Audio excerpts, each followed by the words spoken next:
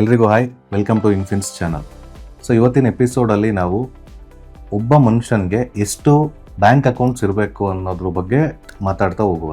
So ಏನಕ್ಕೆ ಅಂದರೆ ಸುಮಾರು ಜನ ಡೈಲಿ ಬೇಸಲ್ಲಿ ಕಂಪ್ಲೇಂಟ್ ಮಾಡ್ತಾ ಇದ್ದಾರೆ. ಅವ್ರ ಸ್ಯಾಲ್ರಿ ಆಗಲಿ ಬಿಸ್ನೆಸ್ ಇನ್ಕಮ್ ಆಗಲಿ ಬರುತ್ತೆ, ಬಟ್ ಅದೆಲ್ಲ ಹೋಗುತ್ತೆ ಗೊತ್ತಾಗೋದಿಲ್ಲ. ಯಾಕೆಂದರೆ ಒಂದೇ ಅಕೌಂಟಲ್ಲಿ ಎಲ್ಲ ಥರನೂ ಅವರು ಹ್ಯಾಂಡಲ್ ಮಾಡ್ತಾ ಇರ್ತಾರೆ. ಅಂದರೆ ಇನ್ಕಮ್ ಬರುತ್ತೆ, ಆಮೇಲೆ ಅವ್ರದ್ದು ಸ್ಪೆಂಡಿಂಗ್ಸು ಹಾಗೇ ಇರುತ್ತೆ. ಅಂದರೆ ಕೆಲವು ಇನ್ವೆಸ್ಟ್ಮೆಂಟ್ ಮಾಡ್ತಾರೆ, ಇನ್ನು ಕೆಲವು ರೆಗ್ಯುಲರ್ ಡೈಲಿ ಬೇಸಲ್ಲಿರೋ ಸ್ಪೆಂಡಿಂಗ್ಸ್ ಇರುತ್ತೆ, ಮತ್ತು ಇನ್ನು ಕೆಲವು ಯಾವುದೋ ರೀತಿಯಾದ ಲಾಂಗ್ ಟರ್ಮ್ ಇನ್ವೆಸ್ಟ್ಮೆಂಟ್ ಮಾಡ್ತಾ ಇರ್ತಾರೆ, ಎಮರ್ಜೆನ್ಸಿ ಬಿಲ್ಸ್ ಇರುತ್ತೆ ಅಥವಾ ಏನೋ ಫ್ಯಾಮಿಲಿಲಿ ಎಮರ್ಜೆನ್ಸಿ ಆಗುತ್ತೆ. ಪ್ರತಿಯೊಂದಕ್ಕೂ ಇದೊಂದೇ ಅಕೌಂಟ್ನ ಇಟ್ಕೊಂಡು ಅವ್ರು ಯೂಸ್ ಮಾಡ್ತಾ ಇರ್ತಾರೆ. ಹಾಗಾಗಿ ಸುಮಾರು ಜನಕ್ಕೆ ಈ ಬ್ಯಾಂಕಿಂಗಲ್ಲಿ ಅಂದರೆ ಈ ಬ್ಯಾಂಕಿಂಗ್ ಟ್ರ್ಯಾಕು ಸಿಗೋದೇ ಇಲ್ಲ. ಸೊ ಅಮೌಂಟ್ ಎಲ್ಲಿ ಬಂತು ಎಲ್ಲೋಯ್ತು ಅಂತ. ಸೊ ಈ ವಿಡಿಯೋದಲ್ಲಿ ಏನು ಮಾಡೋಣ, ಸೊ ಡೀಟೇಲ್ಡಾಗಿ ನಾನು ಒನ್ ಬೈ ಒನ್ ಸೊ ಮನುಷ್ಯನಿಗೆ ಎಷ್ಟು ಬ್ಯಾಂಕ್ ಅಕೌಂಟ್ ಇದ್ದರೆ ಒಳ್ಳೆಯದು ಅಂತ ಸೊ ನನ್ನ ಅನಿಸಿಕೆ ಪ್ರಕಾರ ನಾನು ಹೇಳ್ತಾ ಹೋಗ್ತೀನಿ. ಸೊ ಅದನ್ನು ನೀವು ನೋಟ್ ಮಾಡ್ಕೊಳ್ತಾ ಹೋಗಿ. ಸೊ ಸ್ವಲ್ಪ ಕಷ್ಟ ಆದ್ರೂ ಒಬ್ಬ ಮನುಷ್ಯ, ಯಾವುದೇ ಒಬ್ಬ ವ್ಯಕ್ತಿ ಆಗಲಿ, ಒಂದು ಸ್ಯಾಲ್ರಿನೋ ಅಥವಾ ಬಿಸ್ನೆಸ್ಸು ಇನ್ಕಮ್ ಸ್ಟಾರ್ಟ್ ಆಗ್ತಾ ಇದ್ದಾಗೇ ನನ್ನ ಪ್ರಕಾರ ಅವನು ಒಂದು 4 ಅಕೌಂಟ್ ಅಲ್ಲಿ ಇಟ್ಕೊಳ್ಳೇಬೇಕು ಬ್ಯಾಂಕ್ ಅಕೌಂಟ್. ಸೊ ಮೊದಲನೇದು ಯಾವುದಪ್ಪ ಅಂದರೆ ಸ್ಯಾಲ್ರಿ ಅಕೌಂಟು ಅಥವಾ ಇನ್ಕಮ್ ಅಕೌಂಟು. ಸೊ ಒಂದು ಬಿಸ್ನೆಸ್ ಇನ್ಕಮ್ ಅಥವಾ ಸ್ಯಾಲ್ರಿ ಇನ್ಕಮ್ ಆ ಅಕೌಂಟಿಗೆ ತಗೋಬೇಕು ಅವನು. ಅಲ್ಲಿ ಬೇರೆ ಯಾವುದೇ ರೀತಿಯಾದ ಖರ್ಚುಗಳನ್ನ ಅವ್ನು ಇಟ್ಕೊಳ್ಳಿಕ್ಕೆ ಹೋಗಬಾರ್ದು. ಯಾಕೆಂದರೆ ಅದು ಒಂದು ಟ್ರ್ಯಾಕ್ ಇರುತ್ತೆ. ಎವ್ರಿ ಡೇಟಲ್ಲಿ ಅದು ಬರುತ್ತೆ, ಎವ್ರಿ ಡೇಟಲ್ಲಿ ಅದು ಖರ್ಚಾಗ್ತಾ ಹೋಗುತ್ತೆ. ಅಂದರೆ ಈಗ EMIs ಇರುತ್ತೆ, ಎಮರ್ಜೆನ್ಸಿ ಇರುತ್ತೆ, ಅವನೇನೋ ಟೂರು ಟ್ರಿಪ್ಪು ಪ್ಲ್ಯಾನ್ ಮಾಡಿರ್ತಾನೆ, ಎಲ್ಲ ಒಂದರಲ್ಲೇ ಮಾಡೋದು ತಪ್ಪು. ಸೊ ಮೊದಲನೇದು ಬಂದುಬಿಟ್ಟು ಇನ್ಕಮ್ ಅಕೌಂಟ್. ಅದನ್ನ ಇನ್ಕಮಿಗೆ ಮಾತ್ರ ಇಟ್ಕೊಳ್ಳಿ, ಅದರಲ್ಲಿ ಯಾವುದೇ ರೀತಿಯಾದ ಸ್ಪೆಂಡಿಂಗ್ಸ್ನ ಇಟ್ಕೊಳ್ಳಿಕ್ಕೆ ಹೋಗ್ಬೇಡಿ.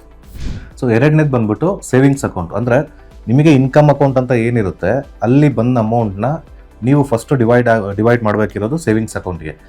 ಈ ಸೇವಿಂಗ್ಸ್ ಅಕೌಂಟ್ ಹೆಸರೇ ಹೇಳೋ ಥರ ಈ ಅಕೌಂಟ್ನ ನೀವು ನಿಮ್ಮ ಸೇವಿಂಗ್ಸ್ಗೆ, ಶಾರ್ಟ್ ಟರ್ಮ್ ಸೇವಿಂಗ್ಸ್ ಅಥವಾ ಲಾಂಗ್ ಟರ್ಮ್ ಸೇವಿಂಗ್ಸ್ಗೆ ನೀವು ಈ ಅಕೌಂಟ್ನ ಯೂಸ್ ಮಾಡ್ಕೋಬೋದು. ಅಂದರೆ ಈಗ ಒಂದೇನೋ ವೆಹಿಕಲ್ ತೊಗೋಬೇಕು, ಫ್ಲ್ಯಾಟ್ ತೊಗೋಬೇಕು, ಅದಕ್ಕೊಂದು ಡೌನ್ ಪೇಮೆಂಟಿಗೆ, ಸೊ ಇಲ್ಲಿ ಸೇವ್ ಮಾಡಿರೋ ಅಮೌಂಟ್ನ ಅದಕ್ಕೆ ಯೂಸ್ ಮಾಡ್ಕೋಬೋದು. ಎಲ್ಲ ಟ್ರಿಪ್ ಹೋಗಬೇಕು, ಇದರಲ್ಲಿ ಸೇವ್ ಇರೋ ಅಮೌಂಟ್ನ ಸಣ್ಣ ಪುಟ್ಟ ಅಮೌಂಟ್ ತೊಗೊಂಡ್ಬಿಟ್ಟು ಅಲ್ಲಿ ಟ್ರಿಪ್ನ ಅಥವಾ ನಿಮ್ಮದು ಸೋಲೋ ಟ್ರಾವೆಲ್ಲ ಏನೋ ಒಂದು ಮುಗಿಸ್ಕೊಳ್ಳಿ. ಅಥವಾ ಏನಾದ್ರು ಇನ್ವೆಸ್ಟ್ಮೆಂಟ್ ಮಾಡ್ತೀರಾ ಇನ್ಶೂರೆನ್ಸಲ್ಲಿ ಅಥವಾ ಯಾವುದೋ ಪಾಲಿಸೀಸಲ್ಲಿ ಅಥವಾ ಲೈಫ್ ಇನ್ಶೂರೆನ್ಸು ಅಥವಾ ಯಾವುದೇ ರೀತಿಯಾದ ಮ್ಯೂಚುವಲ್ ಫಂಡ್ಸ್ SIPs, ಆವಾಗ ಇಲ್ಲಿ ಸೇವ್ ಮಾಡಿರೋಂಥ ಅಮೌಂಟ್ನ ಅಲ್ಲಿ ಯೂಸ್ ಮಾಡ್ಕೊಳ್ಳಿ.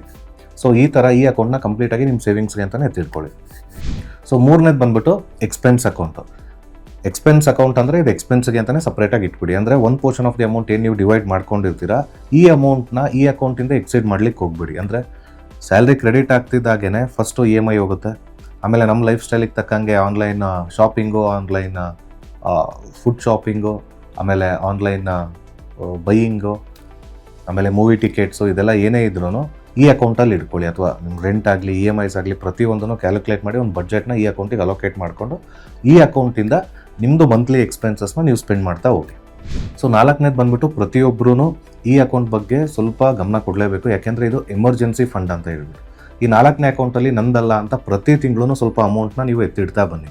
ಏನಕ್ಕೆ ಅಂದರೆ ನಿಮಗೆ ಏನಾದರೂ ಆಯಿತು, ಸಡನ್ ಆಕ್ಸಿಡೆಂಟ್ ಆಯಿತು, ಅಥವಾ ನಿಮ್ಮ ಕೆಲಸನೇ ಹೋಯಿತು, ಬಿಸ್ನೆಸ್ ಲಾಸ್ ಆಯಿತು, ಅಥವಾ ಫ್ಯಾಮಿಲಿಲಿ ಯಾರಿಗೋ ಹೆಲ್ತ್ ಇಶ್ಯೂಸ್ ಬಂತು, ಅಥವಾ ನಿಮ್ಮ ಪೇರೆಂಟ್ಸ್ ಇದ್ದರೆ ಅವ್ರಿಗೇನೋ ಒಂದು ಸಡನ್ನಾಗಿ ಹೆಲ್ತ್ ಇಶ್ಯೂಸ್ ಬಂತು, ಏನೋ ಒಂದು ಬರ್ತಾನೆ ಇರುತ್ತೆ ಫ್ಯಾಮಿಲಿ ಅಂದಮೇಲೆ, ಎಮರ್ಜೆನ್ಸಿ ಅಥವಾ ಒಂದು ಸಡನ್ನಾಗಿ ಏನಾದರೂ ಒಂದು ಥ್ರೆಟ್ಸು. ಸೊ ಈ ಟೈಮಲ್ಲಿ ಈ ಅಕೌಂಟಲ್ಲಿ ನೀವೇನು ಸೇವ್ ಮಾಡಿರ್ತೀರ ಅದು ಮಾತ್ರನೇ ನಿಮಗೆ ಇಮಿಡಿಯೇಟಾಗಿ ಆ್ಯಕ್ಸಸ್ ಸಿಗೋದು. ಸೊ ಈ ಅಕೌಂಟ್ನ ಅದಕ್ಕೆ ಅಂತಲೇ ಮಾತ್ರ ಎತ್ತಿಡಿ. ಸೊ ಈ ಅಕೌಂಟಲ್ಲಿ ಇರೋದನ್ನು ನಾಳೆ ದಿನ ಯಾವುದೇ ರೀತಿಯಾದ ಒಂದು ಎಂಟರ್ಟೈನ್ಮೆಂಟಿಗೆ ಅಥವಾ ಯಾವುದೋ ಒಂದು ಟ್ರಿಪ್ಪಿಗೆ ಅಥವಾ ಯಾವುದೋ ಒಂದು ಪಾರ್ಟಿಗೆ ಅಂತ ಈ ಅಕೌಂಟ್ನ ಬ್ರೇಕ್ ಮಾಡಲಿಕ್ಕೆ ಹೋಗ್ಬಿಡಿ. ಸೊ 4ನೇ ಅಕೌಂಟು ತುಂಬ ಇಂಪಾರ್ಟೆಂಟು. ಈ ಅಕೌಂಟ್ನ ಪ್ರತಿಯೊಬ್ಬರೂ ಎಮರ್ಜೆನ್ಸಿ ಫಂಡ್ ಅಕೌಂಟ್ನ ಇಮಿಡಿಯೇಟಾಗಿ ಸ್ಟಾರ್ಟ್ ಮಾಡಿ.